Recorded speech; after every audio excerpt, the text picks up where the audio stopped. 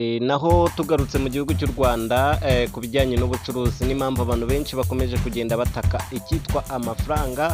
Ibi byatumye umugenzuzi mukuru w'imari ya leta yatangaje ko mu bugenzuzi bwakozwe hagaragaye miliyari 6 ndetse na 92 by'amafaranga yashyizwe mu masezerano y'imirimo itari ngombwa bikorwa mu nzego za leta 12 zahise zisabwa nyine no kuvuga ngo izo nzego zakoreshaga aya mafaranga zahise zisabwa kuyakuramo no kugaruza ayishyuwe.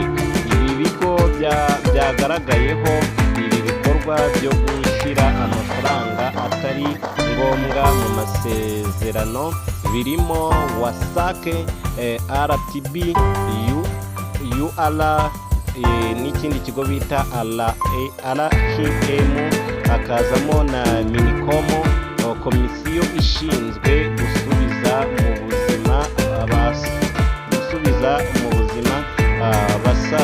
abasaje nyine wenda ubwo n'abasaza bashatse kuvuga abavuye ku rugerero, ubwo n'abahoze ari abasirikare. Umushinga wa Minisitiri y'Uburezi no mu karere ka Muhanga muri wasake, umugenzuzi mukuru w'imari ya leta yasanze hari inzu zo muri wasake zifite agaciro ka miliyoni y'amafaranga y'u Rwanda menshi. Mu mafoto akurikira hari akazu, reka ako kazu tugashyiriho kugira ngo turebe amafaranga katwaye. Ariyo mpamvu nyine amafaranga akomeza kugenda abura, nuko aba yagiye ashoka muri bimwe mu bikorwa nyine wumva yuko bitaba byateganyijwe. Iri tangazo ushobora kuba wajya kurishaka nawe kugira ngo ubashe kurisoma kuri Google. Aka kazu rero niko ngira ngo mbakururire kugira ngo tubashe gusoma byinshi byerekeranye nako n'amafaranga katwaye.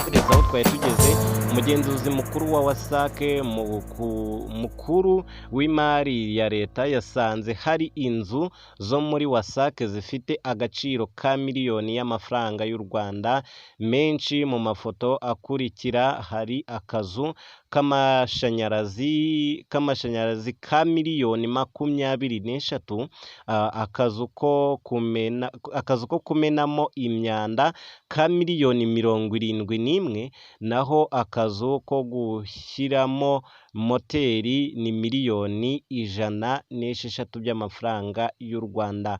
Wasake isabwa kwishyura miliyari 1 na miliyoni 300 ku bugenzuzi bwakozwe. Urumva yuko rero nyuma yuko umugenzuzi yifatiyemo agasanga hari bitagenda neza, yahisemo kusaba wasake kwishyura aya mafaranga byihutirwa cyane kuko yakabaye agirira